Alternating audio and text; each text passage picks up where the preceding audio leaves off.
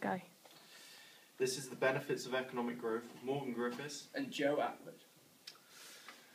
The first benefit of economic growth is higher incomes, which enables consumers to enjoy more goods and services, which would shift AD to the right.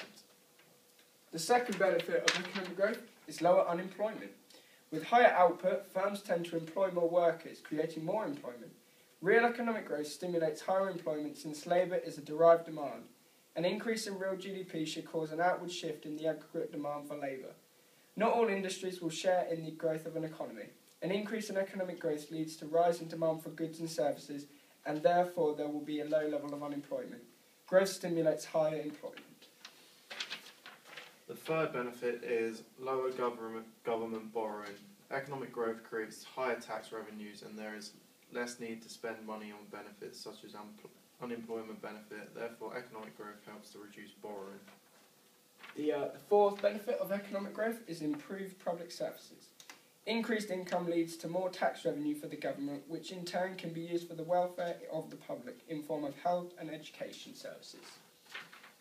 The fifth benefit of economic growth is the money that can be spent on protecting the environment. A country with high level of economic growth can afford to invest in technologies which have less harmful effect on the environment. People have cleaner air and healthier environment to live. Richer countries have more resources available to invest in cleaner technologies. The sixth benefit of economic growth is growth and investment. Rising demand and output encourages further investment in new capital machinery via the accelerator mechanism. This is known as income-induced investment. The seventh benefit of economic growth is business confidence. Sustained economic growth should have a positive impact on company profits and business confidence. And the eighth benefit of economic growth is living standards. Growth improves living standards as measured by real GDP per capita, although real GDP on its own is an inadequate measure of the true standard of living and quality of life. Population can have access to better goods and services. There will be a low level of poverty. People will be able to afford a better and healthy living standard.